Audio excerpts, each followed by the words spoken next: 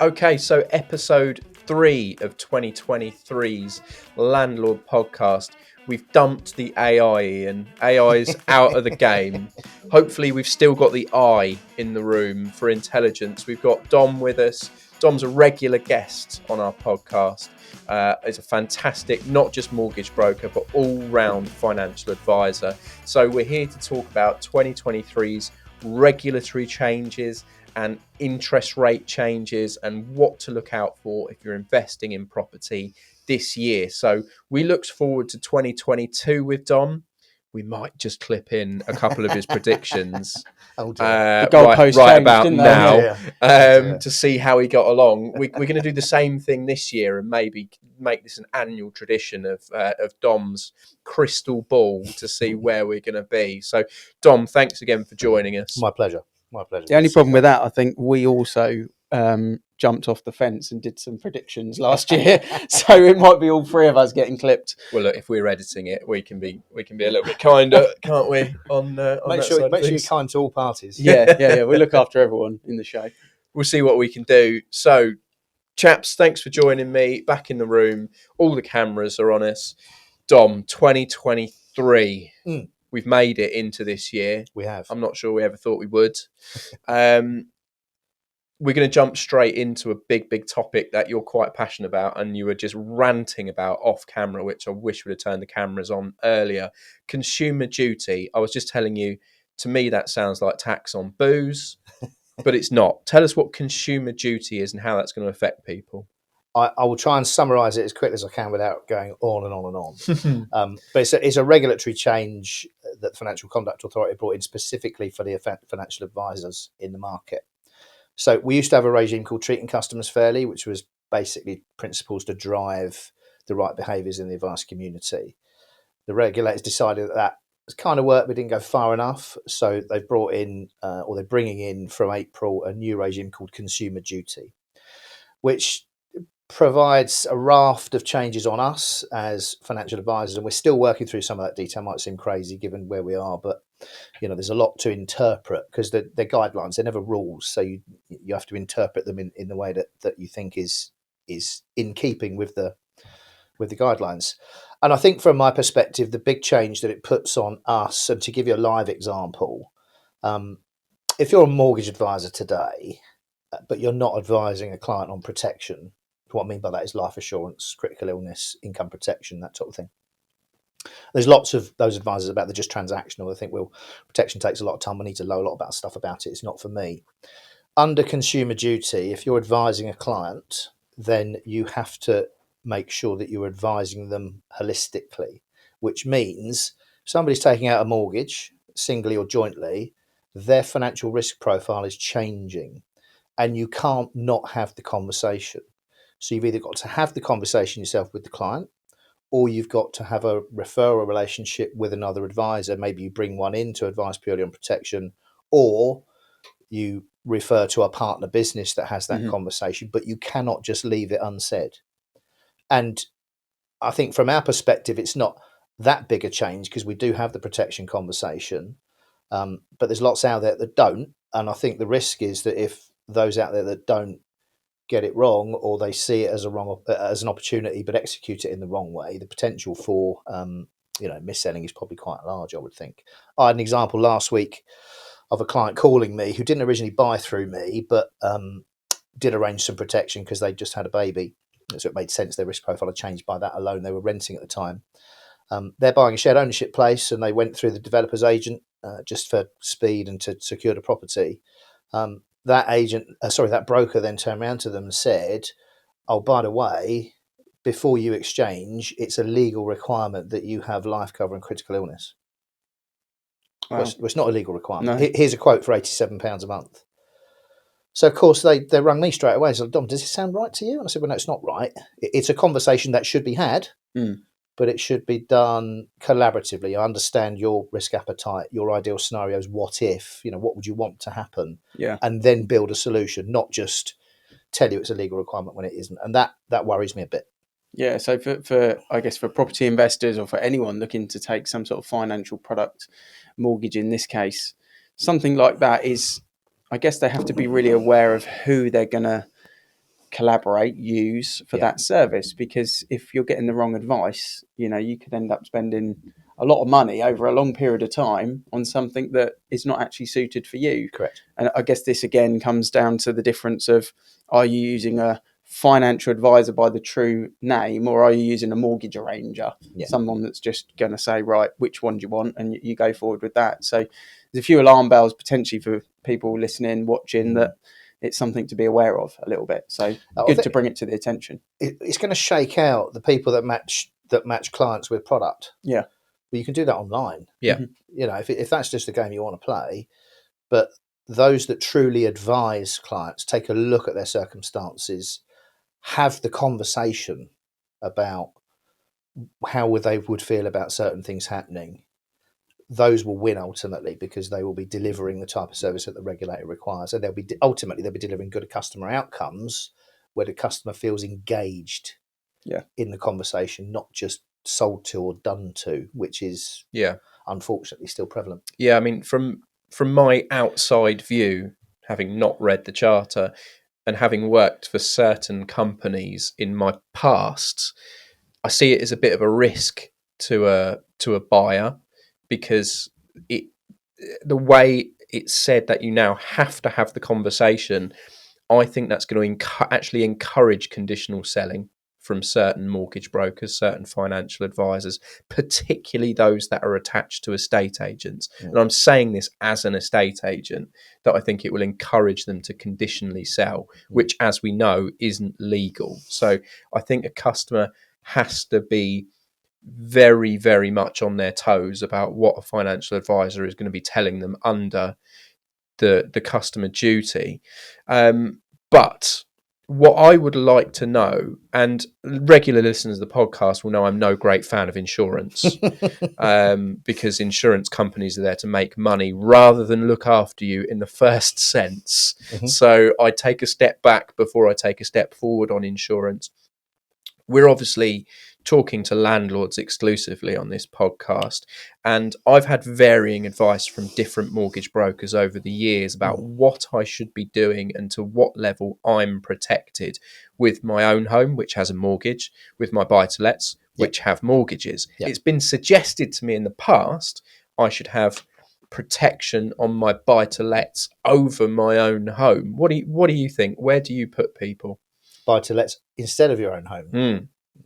No. I mean, you've got to look at your family situation, the assets that you have, and then understand what's most important to you.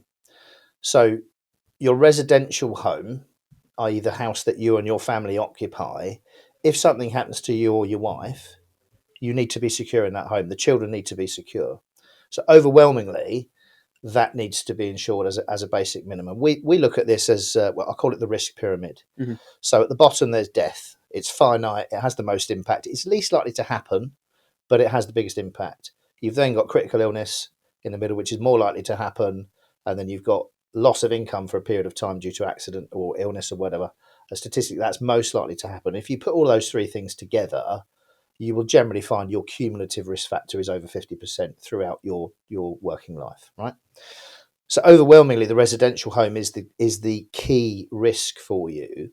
If you've got rental void guarantee insurance on the buy-to-lets, and you're immunised, if you like, if a tenant can't pay or whatever, that's fine. If you want to create the ultimate scenario, which is, well, if something happens to me, I just want all of these debts paid off, and the whole thing is left as a legacy to my wife and children, that's a good reason to do it. If that's not where your head is, or the price point isn't right, then you just say, do you know what, I'm going to insure the residential property, but I'm going to leave the buy-to-lets, because even if they're mortgaged and it's too much for my wife, then she can just sell them, make a gain on whatever's left, and on we go.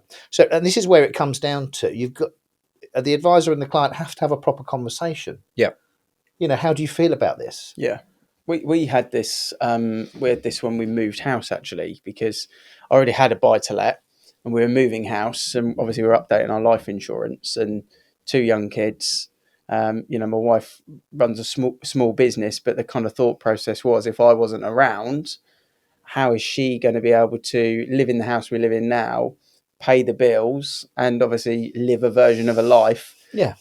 Probably having to go into full-time work and then obviously having 2 young kids. So it made sense for us, based on our goals, to get everything set up that if I wasn't around, the buy-to-let mortgage is cleared, the residential mortgage is cleared, because the buy-to-let mortgage or the buy-to-let rental becomes a set of income for her to support, the children and live a version of a life. So for us, it made total sense. Had I been on my own, looking at it, it'd probably be a different conversation. I wouldn't spend the £78 a month that I spend at the moment for the 2 different sets of life insurance. And that's a really critical point, because if you're on your own and you buy a residential, unless you really want to pay that mortgage off in the event of your death and leave it to your brother or your sister or your mum and dad or whatever, then arguably you might want to not insure your life. You might want to spend that money on critical illness, because if you are off work for an extended period of time, you need some breathing space to be able to focus on recovery, and that's really what critical illness cover does. Then if you're on your own, you haven't got another income to rely on to pay the mortgage or that sort of stuff. But you've got to get into, everyone's risk profile is different. And if you're a singleton, your risk profile is different to if you're a family. Of course. And if nobody's having that conversation, and this is probably why protection doesn't get discussed well enough, because it's not being approached in the right way. Do you think it's because it's much easier? I mean, we're obviously in the agency game, and sometimes empathy is not a question that's sort of thrown into the pot with estate agents. It's very transactional. It's, we need commission, therefore we introduce buyer to property to get money. But sometimes in the mortgage game, some mortgage arrangers or mortgage advisors are very much set up in, right, let's just churn out mortgages, and maybe there's a little fee involved at the beginning, maybe it's not a fee, but they just get their money, move on. I know a lot of them just can't be bothered with getting involved in these sort of protection elements of things. But I guess maybe that's where it's really important that empathy word comes into things, because you have to look at each individual, and some people are just not the right person to do that. It's a very intrusive conversation at times, and if you get the conversation right about getting people to talk about their own risk appetite and how they would feel if certain things happened, it then gets worse, because you've got to have a health and lifestyle questionnaire that goes into very intrusive detail about family history of medical conditions and so on and so forth. So it can feel, at times I feel like an old doctor, sort of sat privately having these conversations, getting people to tell me about their histories. But unfortunately, I mean, the insurance, this sort of plays to your point earlier, Mike, the insurance industry did have a bad rep for not paying out. And one of the big brands lost many years ago a court case because they were trying not to pay, and they lost the court case because the judge rightly pointed out, well, you're saying the client didn't disclose that information to you, but you didn't ask the question. How possibly can you expect a client to understand what information you need to make a risk decision if you don't ask it? One side has to take the role of the expert and the other the layman, correct, right? Yeah. So they lost the case, they paid out. All of a sudden, the insurance industry went, oh dear, we need to get much smarter at this. So they have, and I mean, billions of pounds, and I mean it's billions of pounds, get paid out every year in life insurance, critical illness, and income protection.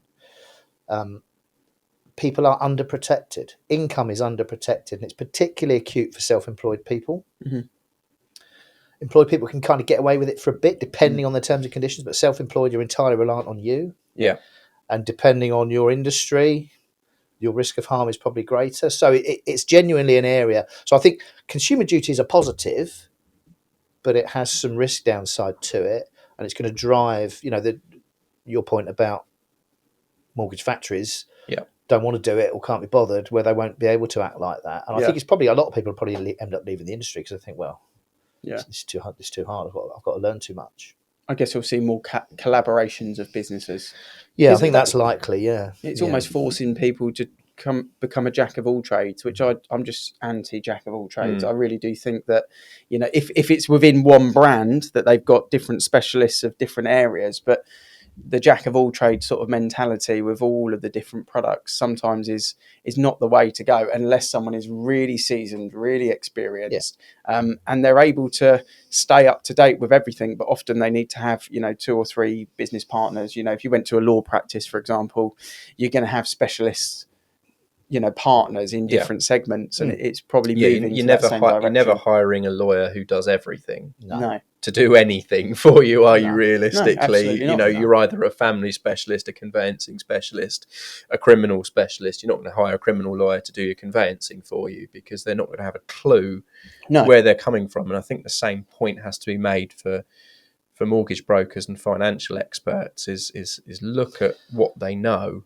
Yeah, and collaboration is great, but there are also enhanced data reporting requirements. So if you do arrange a collaboration and you hand the client off, there's a weight of responsibility on you to make sure that conversation has happened. Yep. If it did happen and they didn't buy it, what happened? That's the risk, isn't it, as well? And if you're recommending someone else's services, it's difficult. But collaboration within a brand is probably the safe bet, as long as you've got the special. So if we're talking first time landlord, buy to let, what outgoings should, and this would probably be more a conversation between the two of you, but what outgoings should they have fixed for that buy to let? We obviously know that you've got a management fee, which is in there, but what else should that landlord? Let's kind of work through that math sheet. Obviously, when you do a mortgage, you do the sheet, don't you, of outgoings for residential. But let's look at it from a landlord's point of view. What should a landlord be paying for monthly or annually, depending on how they set it up? So landlord's insurance is a absolute minimum, and you've got to bolt stuff into that. So we recommend legal cover, because why wouldn't you? We'd recommend accidental malicious damage by the tenant.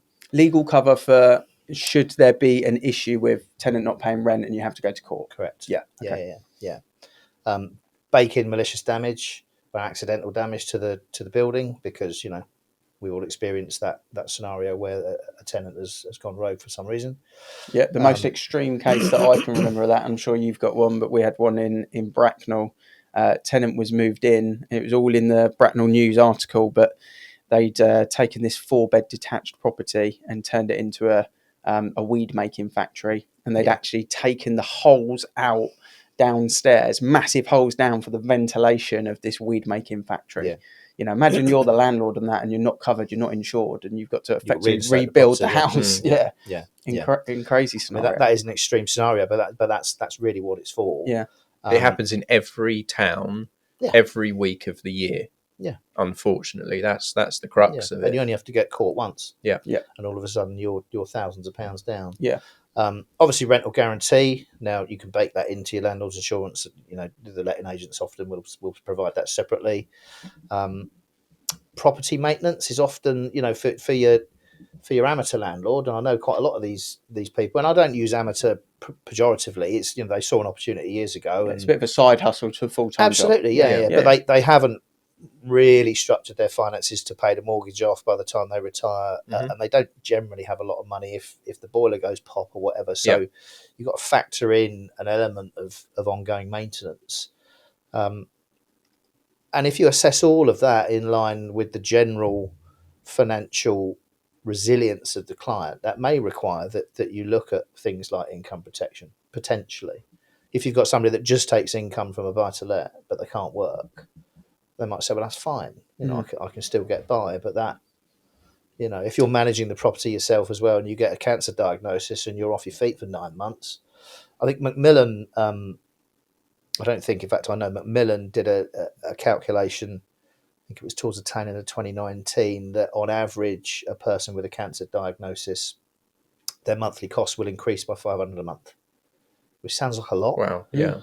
But actually, if you scratch under the surface, it's like if you're undergoing chemotherapy, for example, if you're a lady, you might not be able to wash your hair. You might not be able to drive anymore. You might need to get taxis to and from. It's the sort of thing that the human psyche doesn't want to think about. Absolutely, yeah.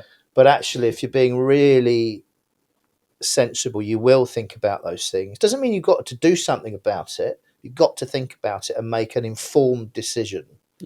Not just play. Well, I'm going to play the fruit machine here and hope that I'll come up. All dollars. So, a question for your opinion, really.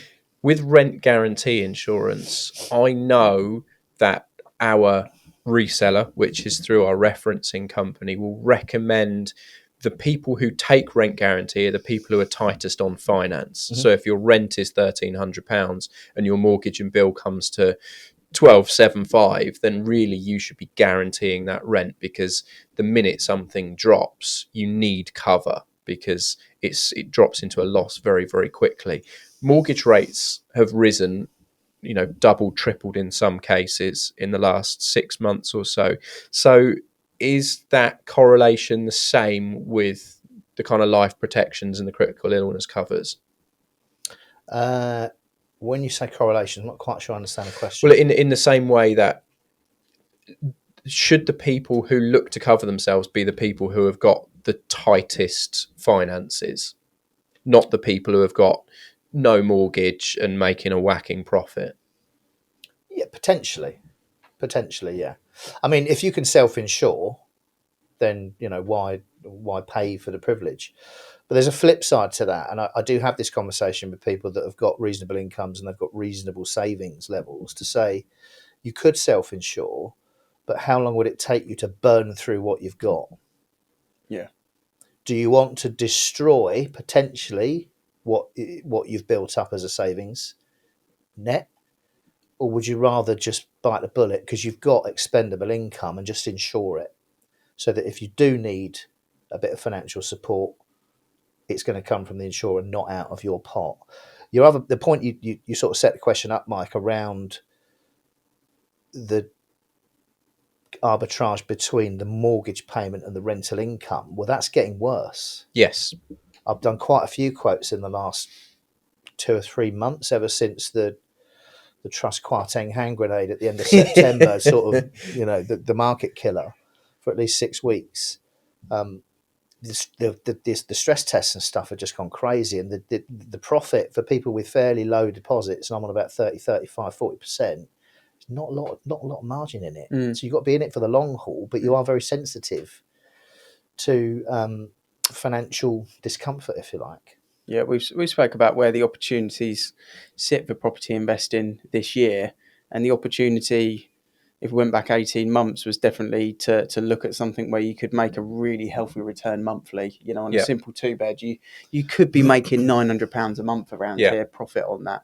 Whereas now that's shifted to more, are you breaking chains? Are you going to be the person at the bottom of the chain that's making a deal below market value because you're enabling people in the residential chains to actually get the dream property that they want, or realise the goal that they've got? Are you that person that comes in and does that because a first-time buyer is not able to? Or are you taking advantage of some of the refurbishment projects that are out there at the moment? Because there is a lot of people now that are saying, we had planned to do the extension, we had planned to do X, Y, and Z, and actually the cost of doing something like that is just no longer viable, because to make that extension and spend that money, we're almost putting ourselves in negative equity if you looked at the net figure of doing it all. So now it's just better to make the move. And that means sometimes there's an investor that can come in on that refurb project or that extending project for the long-term investing. So I do think this year is about the long-term game for investment in property, but also there's some opportunities, I think, at the bottom of chains to really take advantage. So, yeah, I think that's the question for people at the moment, is not the question, but that's the advice I would give people at the moment, is look at what type of investment you really are going to be after. And also from the conversations we've had here as well, just be aware, if you're getting mortgage advice, financial advice, that it's really, really important to make sure you're getting the right advice. That power team, that trusted team, always better to use a recommendation, but it's a great insight into how your game is changing, because you've had quite an interesting couple of months in the finance world by the sounds of it. Yeah, I think it's really positive. I prefer to think positively about every situation, but Consumer Duty is an opportunity for everyone to be better served as a client bank. Everyone should be better served. The people advising them should be doing a better job as a result. Yeah. And those that can't cut it will end up leaving the industry. You guys extol the virtues of the cream rises to the top, and I think that's going to apply. But people will find themselves being better looked after, and the old transactional relationships are over. You can no longer have a transactional relationship with a client. Once you've advised a client on, let's say you arrange a 5-year fixed mortgage and you've arranged some protection with them, you can't just leave it for 4.5 years under Consumer Duty. You've got to check in with that client. Yeah. which they're not going to be used to it. Why are you contacting me every year? Yeah. Well, I kind of got to. But actually, that raises our costs. You know, we're going to have to start touching more people more often, and we've got to find our way of automating some of that, actually.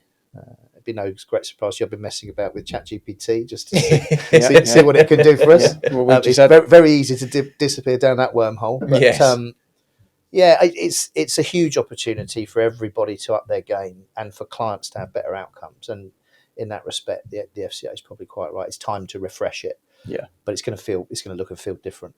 Yeah, with our business, we always ask the question, will it benefit the client? And I guess when they've made the decision on this, what they're thinking in the daisy chain dream world is this will benefit the client because they're more protected. So it's really good that we've raised it on this podcast for people to just get an insight into what's going on and to be aware of it. And in part 2, so in next week's episode, we're going to record that right now with Dom, but we're really going to get stuck into buy-to-let products. We're going to talk about what's available, how we think the market is going to unfold. You know, me and Mike will talk about sales prices, rental prices as well, and really get stuck into what 2023 might look like for the property game for investors. So Dom, thank you for your insight on that episode, and please make sure you subscribe if you haven't already so that you can get the alert on next week's episode where we're going to get ourselves off the fence, no splinters on our backsides for this episode. I'm flicking through YouTube and through Spotify. I don't think there's a podcast or a video channel on YouTube that landlords could land on where they're not being sold something. I mean, it'd be the first time any estate agents ever asked that question, but why not ask that question to a wider audience? Estate agents have the knowledge there, but they don't seem to share it. You can do different episodes based around someone that wants an exit plan or someone that's just starting their portfolio. The rules change every year. Yeah. But why not just open the floor out and just say, well, is property even the best investment out there? And tax advice is a big thing, especially with everything that's changed, capital gains tax, and obviously your stamp duty costs that you need to pay and whatnot. People don't realise what they need to prepare for. We build a podcast and we build a YouTube channel, somewhere that landlords can go and they feel they're not being sold to, but they're just getting quality advice.